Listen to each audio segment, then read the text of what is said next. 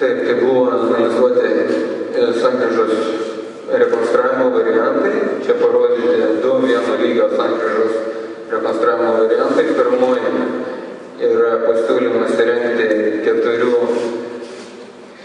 keturšalę šviesoforų reguliuojamą sankryžą, kitam variante T formos trišalę sankryžą. Na, pagrindinis gal skirtumas yra tas, kad jeigu šiame variante jungties greta Neries neįjungiam, tai atvažiavus nuo Vileišio tilto sudėtinga būtų patekti į Jonavos gatvę. Čia gal toks pagrindinis to varianto minusas.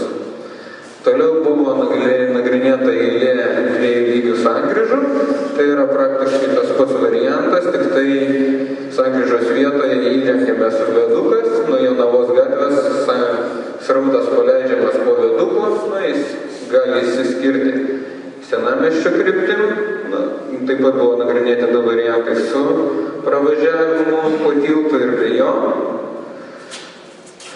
Toliau Kauno miesto bendrajame plane yra numatytas tunelis tarp nagrinėjimo Žiedo ir Birštono gatvės, todėl atsižvelgiant iš bendrojo plano sprendinius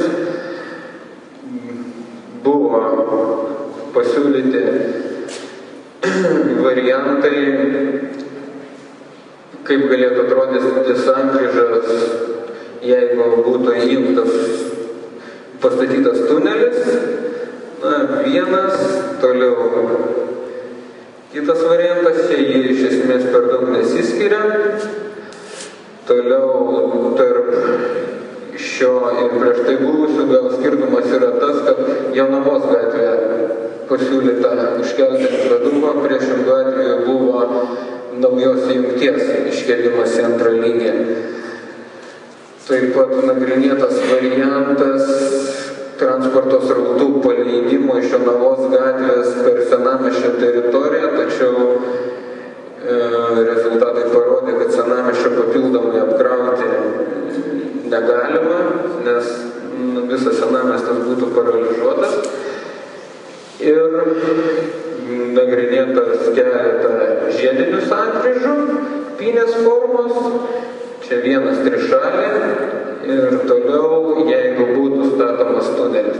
Skirtumai tik tokie, kad vienu atveju paliečiamas Statoilas, kitu atveju jis išsaugomas, čia yra skirtingos variacijos. Taip pat buvo suskaičiuota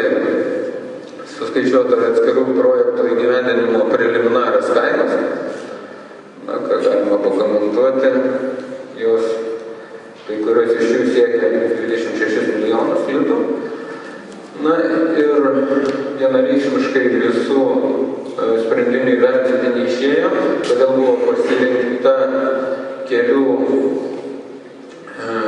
faktorių vertinimo aspektai, tai yra žinomas infrastruktūros plotas, kaina, apkrovimas, Senamiesčio apkrovimas, Jonavos ir Jurbarko gatvės susisiekimo galimybės, susisiekimas su prekybos centrais ir suderinamumas su tuneliu numatytų bendrajame plane.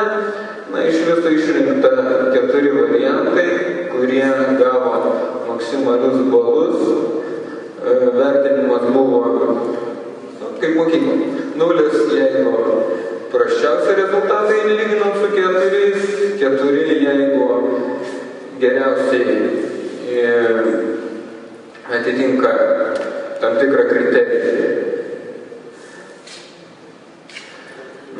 Ir išvados tokios, kad esamos padėties analizė parodė, kad šiuo metu Jonavos gatvės šiaurinėje ir pietinėse atkarpose susidarė spūstis, todėl numatant plėtrą būtinas sankryžos rekonstravimas. Tikslingai įrengti 2 lygių sankryžą, nes vieno lygio sankryžos neįsprendžia problemų, netgi ir esamų.